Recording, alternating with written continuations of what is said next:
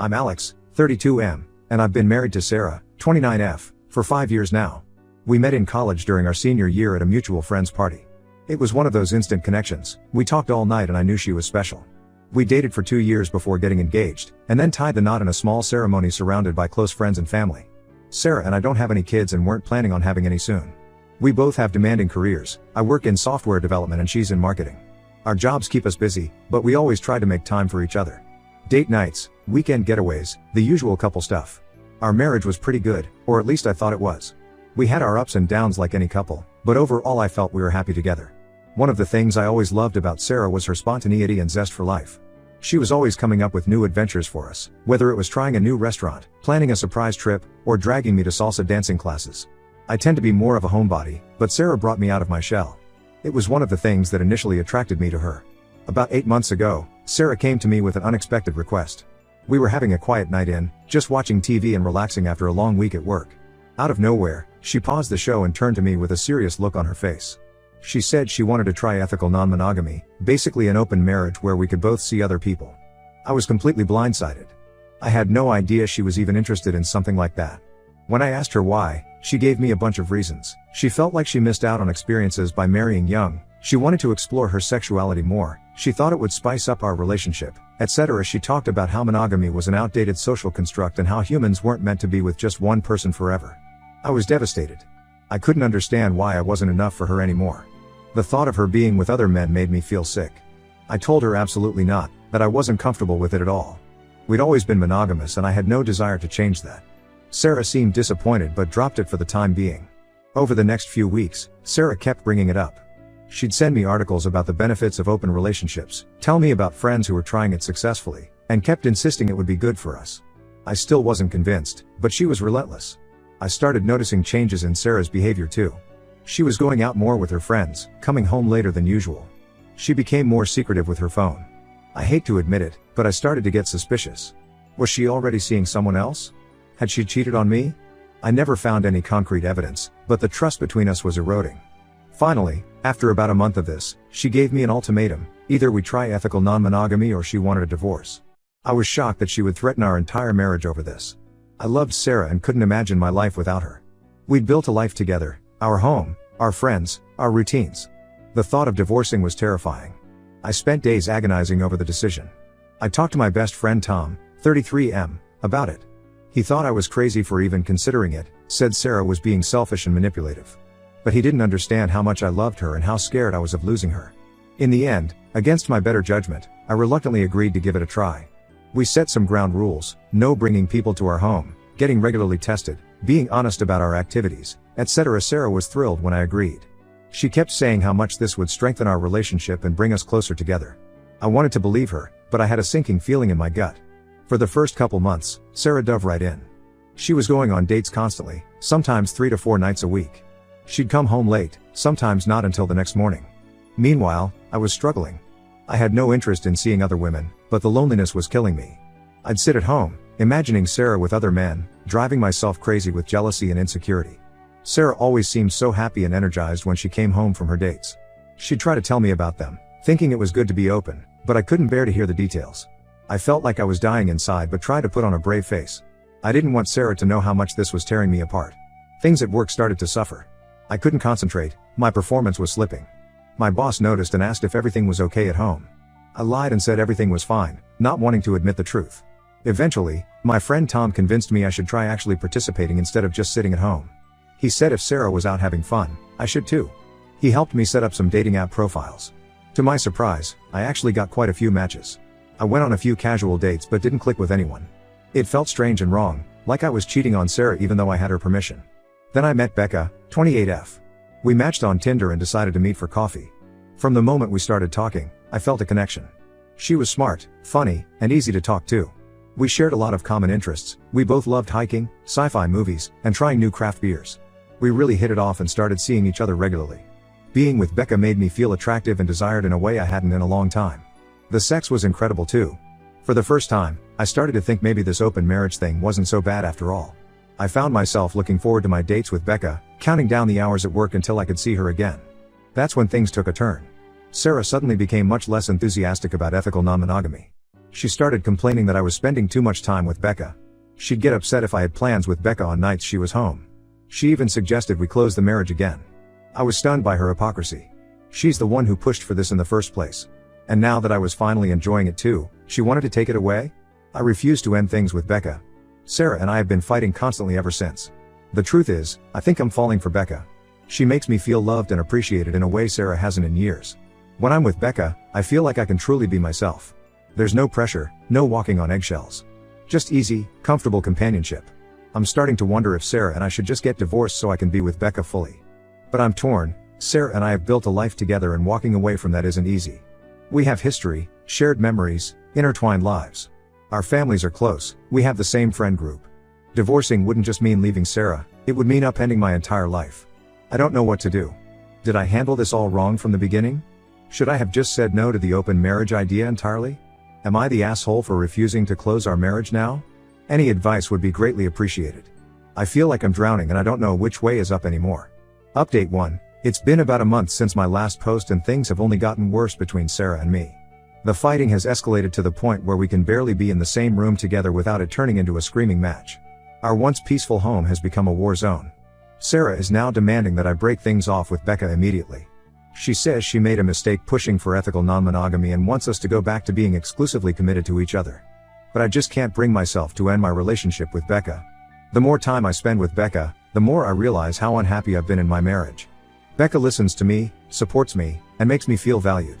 With Sarah, I constantly feel like I'm walking on eggshells, never knowing what will set her off next. I've started to reflect on our relationship history, and I'm realizing there were warning signs I ignored.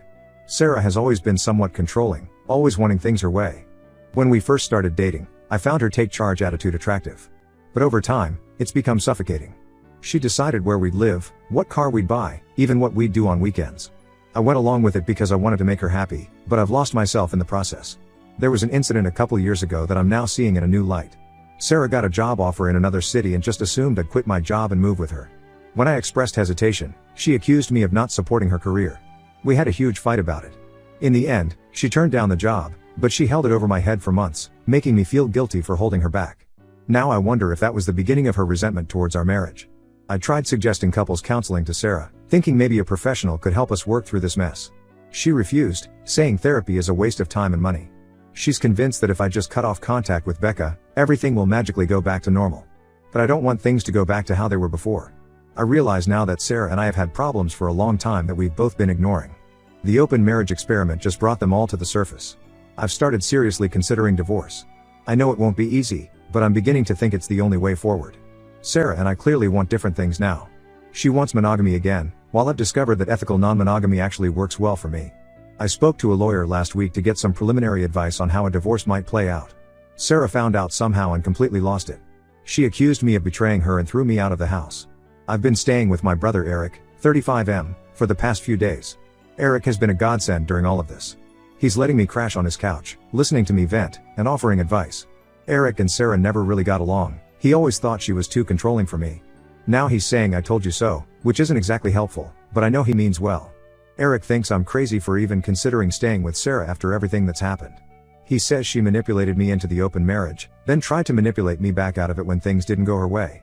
Part of me knows he's right, but another part still loves Sarah and grieves for the relationship we once had. Becca has been incredibly understanding and supportive through all of this. When I told her about the situation with Sarah, she offered to step back if that would help save my marriage. Her selflessness only reinforces my feelings for her. But I told her I didn't want to lose her. We're still seeing each other, though less frequently now that I'm staying at Eric's. I'm at a crossroads and I know I need to make a decision soon. Do I try to salvage things with Sarah? Or do I accept that our marriage has run its course and move on? The thought of starting over is terrifying, but staying in this miserable situation seems even worse. My parents called me yesterday after hearing about the separation from Sarah. They're worried about me and don't really understand what's going on. They keep asking if Sarah and I can't work things out. They adore Sarah and I think they're struggling to accept that our marriage might be over. I haven't told them about Becca yet. I'm not sure how they'd react. Work has become my only escape from all of this drama. I've been throwing myself into projects, staying late at the office just to avoid going back to Eric's empty apartment. My boss has noticed my increased productivity and hinted at a possible promotion. At least something in my life is going well. I miss my home. I miss my old life. But I don't know if I can go back to it, or if I even want to. Everything has changed and I don't know how to move forward. I feel lost and confused, torn between my history with Sarah and my feelings for Becca. Whatever decision I make, I know someone is going to get hurt. I just hope I have the strength to do what's right, whatever that may be. Update 2. It's been 2 months since my last update and a lot has happened.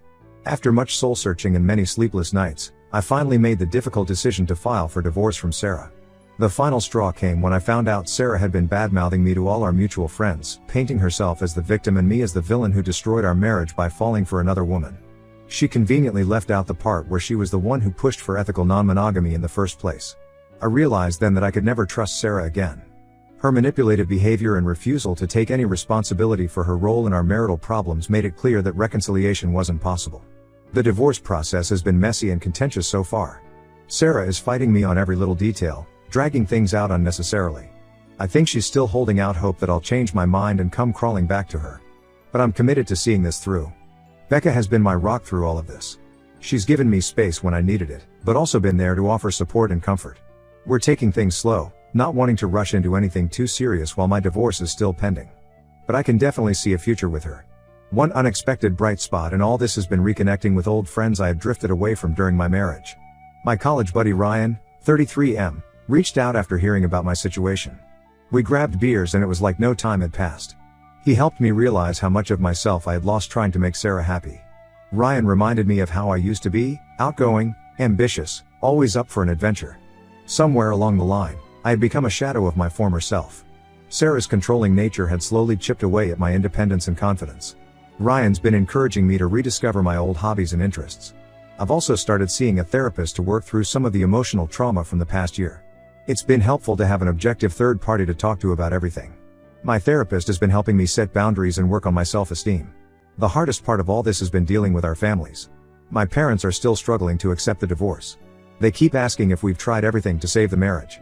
It's frustrating having to repeatedly explain why reconciliation isn't an option. Sarah's family, on the other hand, has been openly hostile. Her sister called me a few weeks ago, screaming about how I've ruined Sarah's life. I tried to explain my side of things, but she wasn't interested in listening. I've had to block their numbers to get some peace. Financially, this divorce is taking its toll. Legal fees are piling up, and we're fighting over every asset. I'm trying to be fair, but Sarah seems determined to take me for everything I'm worth. I'm worried about how I'll rebuild my life after this is all over. Looking back, I can see now that agreeing to open our marriage was a huge mistake. But in a way, I'm almost grateful it happened. It forced me to confront the deep-rooted issues in my relationship with Sarah and gave me the courage to walk away from a situation that was making me miserable. I know I have a long road ahead of me, but for the first time in a long time, I'm excited about my future. I feel like I'm rediscovering who I am as an individual, not just as someone's husband. Whatever happens with Becca, I'm committed to putting my own happiness and well-being first from now on. Update 3. It's been 6 months since my last update and I'm happy to report that my divorce from Sarah was finally finalized last week. It was a long and draining process, but it's such a relief to have it over with. Sarah fought me every step of the way, trying to drag out proceedings and squeeze every penny she could out of me.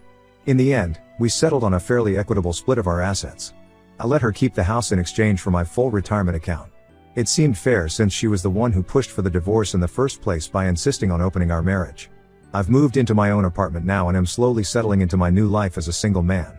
It's been an adjustment, but overall I'm happier than I've been in years. I feel like a weight has been lifted off my shoulders. Becca and I are still together and going strong.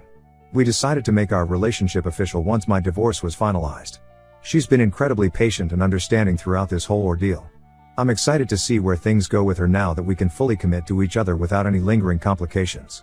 I've maintained my friendship with Ryan and have been expanding my social circle. It's nice to be able to go out and do things without having to constantly check in or feel guilty about it. I've taken up rock climbing and joined a recreational soccer league, things I always wanted to try but Sarah discouraged. My relationship with my family has improved since the divorce was finalized.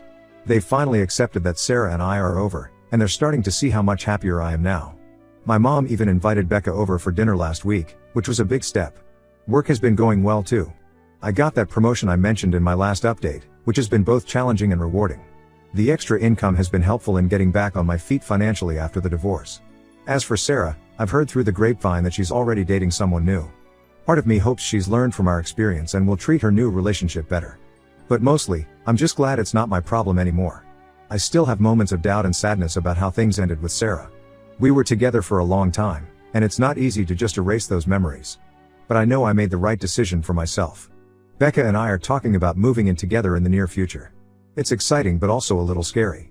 I want to make sure we're not rushing into anything. My experience with Sarah has made me more cautious about relationships, but also more appreciative of what a healthy partnership should look like. Looking back on everything that's happened over the past year and a half, I can honestly say that while it was incredibly painful at the time, I'm grateful for how things turned out. If Sarah hadn't pushed for ethical non-monogamy, I might still be stuck in an unfulfilling marriage, too afraid to leave. Instead, I've discovered what I really want out of life and a relationship. I've learned to stand up for myself and not let others manipulate me.